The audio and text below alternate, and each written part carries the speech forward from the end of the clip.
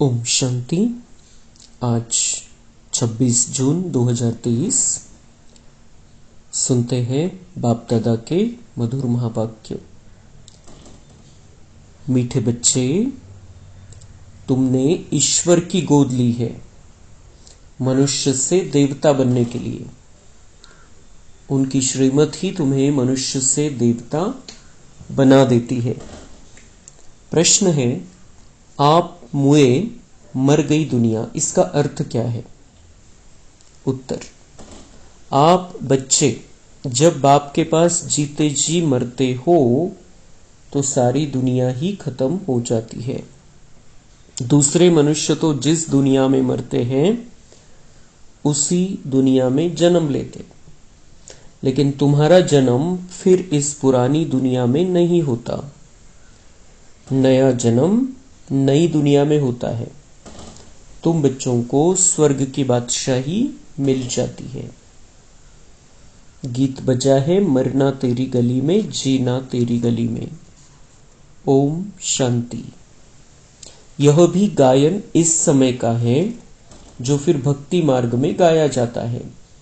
इस समय जबकि तुम बाप के पास जीते जी मरते हो तो बरोबर सारी दुनिया ही खत्म हो जाती है। अज्ञान काल में मनुष्य मरते हैं तो फिर उसी ही दुनिया में जन्म लेते हैं। दुनिया कायम है, जिस दुनिया में मरते उसी दुनिया में जन्म लेते हैं। तुम बच्चे जब बाप के बनते हो तो यह दुनिया ही खत्म हो जाती है। कहावत है, आप मुए तो मर गई दुनिया, परंतु दुनिया विनाश तो नहीं हो जाती। इस ही दुनिया में फिर जन्म लेना पड़ता है। अभी तुम जबकि जीते जी मरते हो तो आप मर जाते हो तो दुनिया भी खत्म हो जाती है। तुम मरेंगे तो यह दुनिया ही खत्म हो जाएगी। तुम जानते हो हम फिर नई दुनिया में आएंगे। यह सिर्फ तुम ब्राह्मण ही जानते हो। ईश्वर का बच्चा होने से हमको सतयुग का बर्थ राइट मिलता है, स्वर्ग की बादशाही मिलती है, नरक खत्म हो जाता है। इसमें कोई मेहनत नहीं है, सिर्फ बाप को याद करना है। मनुष्य जब कोई मरने पर होते हैं तो उनको कहते हैं राम राम कहो। पिछाड़ी में उठाने समय कहते हैं राम नाम सत्य है। यह भगवान को ही कहते हैं। राम नाम सत्य है, अर्थात परमपिता परमात्मा जो सत्य है उसका ही नाम लेना चाहिए, उसको राम कह देते हैं। माला भी राम राम कहे सिमरते हैं। राम राम की धुनी ऐसे लगाते हैं जैसे बाजा बजाते हैं। तुम बच्चों को बाप समझाते हैं कि कोई आवाज नहीं करना है, सिर्फ बुद्धि से याद करना है। तुम जानते हो जीते जी ईश्वर की गोद में आने से यह दुख रूपी दुनिया खत्म हो जाती है। बाबा, हम आपके गले का हार बन जाएंगे। गाया भी जाता है रुद्रमाला। तुम रुद्रमाला में पिरोने लिए इस रुद्र ज्ञान यज्ञ में बैठे हो। कल्प पहले मुआफिक दूसरा कोई सत्संग नहीं जहां ऐसे समझते हो कि हम ईश्वर बाप के गले में पिरोएंगे। बाप से तो जरूर वर्षा मिलेगा। बाप कौन कहते हैं? आत्मा। आत्मा में ही मन बुद्धि है ना। बुद्धि समझती है फिर कहती है। पहले संकल्प आता है, फिर कर्मेंद्रियों से कहा जाता है। बरोबर हम बाबा के बने हैं, बाबा के ही होकर रहेंगे। गॉड फादर कहते हैं ना। फिर पूछो तुम्हारे में गॉड फादर की नॉलेज है? तो कहेंगे गॉड तो सर्वव्यापी है। बोलो, तुम्हारी आत्मा कहती है परमपिता परमात्मा तो पिता है, फिर सर्वव्यापी कैसे होगा? बच्चे में बाप आ गया क्या? बाप को सर्वव्यापी कहना बिल्कुल रॉन्ग है। लौकिक बाप के भी 5-7 बच्चे होंगे, क्या वह कहेंगे कि बाबा आप सर्वव्यापी हो? यह भी समझने की बात है। मुख से कहते हो परम पिता, फिर सर्वव्यापी कैसे कहते हो? पिता फिर मेरे में है, यह कैसे हो सकता? बच्चा फिर कहे मेरे में बाप का प्रवेश है। बच्चा थोड़ी कहेगा मैं बाप हूं, तुम आत्मा उनके बच्चे हो। फिर कहते हो पिता मेरे में भी है। बाप कैसे बच्चे में होगा? बहुत अच्छी रीति समझकर फिर समझाना है। रुद्र ज्ञान यज्ञ तो मशहूर है, रुद्र है निराकार, श्री कृष्ण तो साकार है। आखिरी भगवान किसको कहा जाए? मनुष्य तो बहुत भूले हुए हैं, कह देते God father is omni present, मेरे में भी है। बाप तो घर में ही रहता और कहाँ रहेंगे? अभी बाप इस बेहद के घर में आया हुआ है, यहाँ विराजमान है। कहते मैंने इसमें प्रवेश किया है, कुछ पूछना हो तो पूछो। आगे पितरों को बुलाने का बहुत रिवाज था। पितृ तो आत्मा है ना, पितृ को यानी आत्मा को खिलाया जाता है। कहेंगे आज हमारे दादे का पितृ है, आज फलाने का पितृ है, तो आत्मा को बुलाया जाता है, खिलाया जाता है। समझो किसका स्त्री से प्यार है, उसकी आत्मा को बुलाते हैं। कहते हैं हमने हीरे की फुल्ली पहनाने का वायदा किया था, ब्राह्मण को बुलाकर उसे हीरे की फुल्ली पहनाते हैं। बुलाया तो आत्मा को ना, शरीर थोड़ी आया। यह रस्म भारत में ही है। जैसे तुम सूक्ष्म वतन में जाते हो, कोई मर गया तो उनका भोग लगाते हो, सूक्ष्म वतन में वह आत्मा आती है। यह है बिल्कुल नई नई बातें। जब तक कोई अच्छी रीति न समझे तब तक संशय उठता है। यह क्या करते हैं? ब्राह्मणों की रस्म रिवाज देखो कैसी है। इस समय सभी मनुष्य मात्र तमो प्रधान है। बाबा तो है ही पतित पावन, वह कभी तमो प्रधान नहीं होते। मनुष्य को पतित पावन नहीं कहेंगे। पतित पावन माना सारी दुनिया को पतित से पावन बनाने वाला। वह तो एक बाप के सिवाय दूसरा कोई हो न सके। धर्म स्थापक तो आते हैं अपना अपना धर्म स्थापन करने। क्रिश्चियन धर्म का सीजरा वहां है। पहले क्राइस्ट आया, फिर उनके पिछाड़ी भी आते रहेंगे, वृद्धि को पाते रहेंगे। वह कोई पतित को पावन नहीं बनाते, नंबरवार उन्हों की संख्या आती है। पतित पावन तो इस समय चाहिए जबकि सब कब्र दाखिल हो जाते हैं। सबको पावन बनाने वाला एक ही है। यह तो समझते हो बरोबर। इस समय सारी दुनिया जड़ जड़ीभूत है। बनेन ट्री का मिसाल देते हैं। बहुत बड़ा झाड़ होता है, उनके नीचे बहुत पार्टियां जाकर बैठती है। उसका फाउंडेशन सड़ा हुआ है, बाकी सब टाल टालियां खड़ी है। यह भी झाड़ है, देवी देवता धर्म का जो झाड़ है उसका फाउंडेशन उल्टा ऊपर है और जड़ एकदम कट गई है। बाकी सब है। बीज हो तब तो फिर से स्थापन करे। बाप कहते हैं मैं फिर से आकर स्थापन कराता हूं। ब्रह्मा द्वारा स्थापना, शंकर द्वारा विनाश। बरोबर अनेक धर्मों का विनाश हुआ था इस महाभारत लड़ाई में। जो राजयोग सीखते थे उन्हों की फिर राजधानी स्थापन हो गई। तुम जानते हो अभी हम बाबा के पास जाएंगे, फिर नई दुनिया में आएंगे, फिर झाड़ वृद्धि को पाता रहेगा। देवी देवता धर्म जो था वह इस समय प्रायः लोप है। तो बाप कहते मैं फिर से आकर आदि सनातन देवी देवता धर्म की स्थापना करता हूं। भारत जो ऊंच से ऊंच था उनको अब ग्रहण लगा हुआ है। कामचिता पर बैठने से इस समय सारी दुनिया काली हो गई है। अब फिर तुम ज्ञानचिता पर बैठ गोरे बनते हो।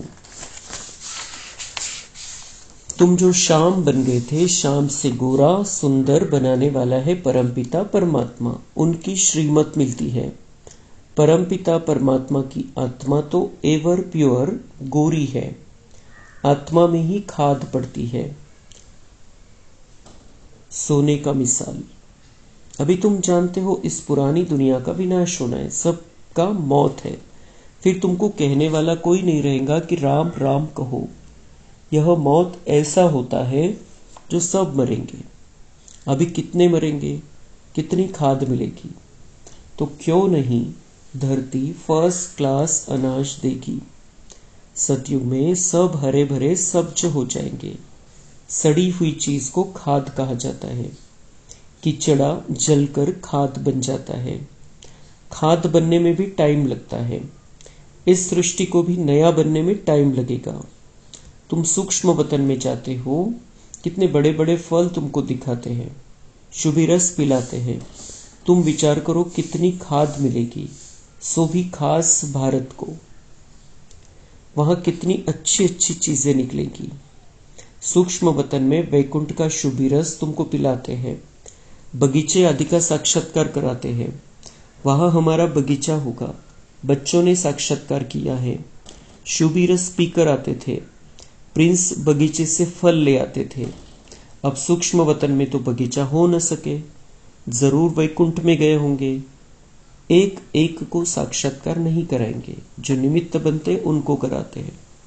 हो सकता है अगर तुम याद में रहेंगे, बाबा के बच्चे होकर रहेंगे, तो पिछाड़ी में तुमको बहुत साक्षात्कार होंगे जो पूरे सरेंडर होंगे। यह तो पहले भट्टी बननी थी, भट्टी में पकना था तो बहुत आ गए। बच्चों को समझाया है, सिर्फ कोई को लिटरेचर देने से समझ नहीं सकेंगे। समझाने वाला टीचर जरूर चाहिए। टीचर सेकंड में समझाएगा, यह तुम्हारा बाबा है, यह दादा है, यह बेहद का बाप स्वर्ग का रचयिता है।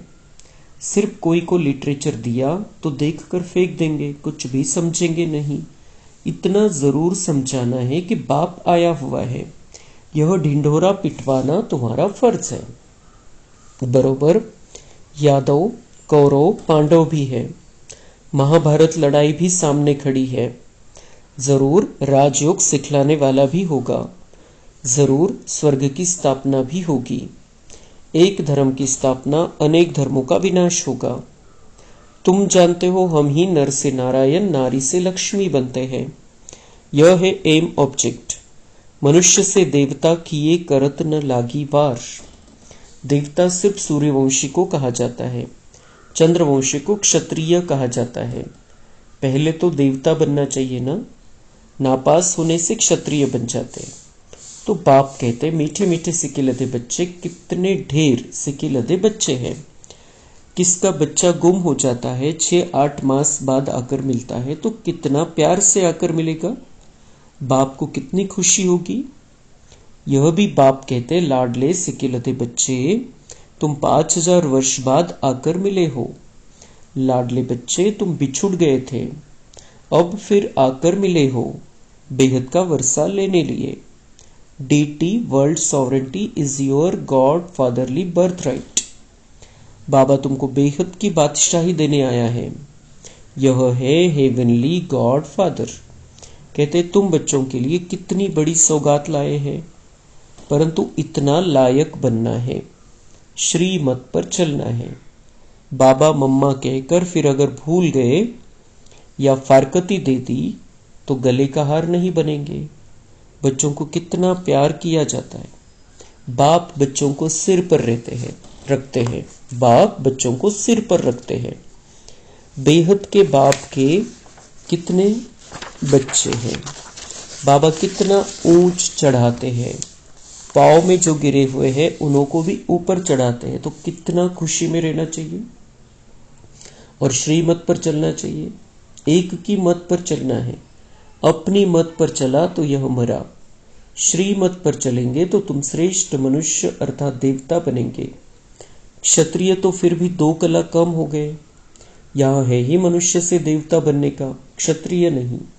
बाप पूछते हैं ना कि कितने नंबर में पास होंगे। आबरू, इज्जत यानी इज्जत रखना। बेहद का बाप भी कहते हैं सूर्यवंशी बनो। जानते हो विजय माला 108 की ही पास हुई है। फॉलो करना है मम्मा बाबा को। आप समान स्वदर्शन चक्रधारी बनाकर शिव बाबा के आगे सौगात ले आते हैं। बाबा पूछते हैं कितने को आप समान बनाया है। कितने मजे की बातें हैं, तुम ही समझ सकते हो, नया कोई बिल्कुल नहीं समझेगा। यह मनुष्य से देवता बनने की कॉलेज है। कोई को तो 7 रोज में ही बहुत रंग चढ़ जाता है, कोई को तो बिल्कुल नहीं चढ़ता। चीची कपड़े पर बड़ा मुश्किल से रंग चढ़ता है, बहुत मेहनत करनी पड़ती है। पहली पहली बात बच्चों को समझाई कि पहले सबको बोलो, बेहद के बाप को तुम जानते हो? कहते, हाँ मेरे में भी ये सर्वव्यापी है। अरे तुम्हारे में भी है, फिर तो पूछने की बात ही नहीं। कहते हो बाप है, तो फिर बाप तेरे में अथवा मेरे में कैसे हो सकता? बाप है तो बाप से वर्षा जरूर मिलना चाहिए। पहले पहले अलफ पर समझाओ। बाप कहते हैं मेरे सिकिलते बच्चे, ऐसे कोई सन्यासी व गुरु गोसाई नहीं कह सकते। तुम जानते हो बरोबर हम शिव बाबा के सिकिलते बच्चे हैं। 5000 वर्ष बाद फिर आकर मिले हो स्वर्ग का वर्षा लेने। जानते हो हम स्वर्ग के मालिक थे, फिर हम ही मालिक बनते हैं। स्वर्ग में जाना जरूर है, फिर पुरुषार्थ अनुसार ऊंच पद पाना है। अच्छा, मीठे मीठे सिक्के लधे बच्चों प्रति माता पिता बाप दादा का याद प्यार और गुड मॉर्निंग। रूहानी बाप की रूहानी बच्चों को नमस्ते। हम रूहानी बच्चों की रूहानी बाप दादा को याद प्यार गुड मॉर्निंग नमस्ते। धारणा के लिए मुख्य सार है, पहली पॉइंट, मम्मा बाबा को फॉलो कर सूर्यवंशी में आना है, अपनी मत पर नहीं चलना है, श्रीमत से ऊंच देव पद पाना है। दूसरी पॉइंट है, हम बाबा के ही होकर रहेंगे, इसी निश्चय में रहना है, कभी किसी बात में संशय नहीं उठाना है। वरदान है, बाप के हर डायरेक्शन व कायदे से फायदा लेने वाले मर्यादा पुरुषोत्तम भव। कहा जाता है जितना कायदा उतना फायदा, इसलिए अमृत वेले से जो भी कायदे बने हैं उनसे कभी किनारा नहीं करो। पढ़ाई, अमृत वेला, सेवा, जो भी दिनचर्या बनी हुई है उसमें मन नहीं भी लगे तो भी दिनचर्या में कुछ मिस नहीं करो। जैसे भक्त लोग नियम का पालन जरूर करते हैं, मंदिर में मन नहीं भी लगे तो भी जाएंगे जरूर। आप तो स्वयं लॉ मेकर्स हो, इसी अनुभव से हर नियम का पालन करते चलो तो मर्यादा पुरुषोत्तम बन जाएंगे। स्लोगन है, जिनके पास संतुष्टता का विशेष गुण है उनके पास सर्वगुण स्वतः आते जाएंगे। अच्छा, ओम शांति।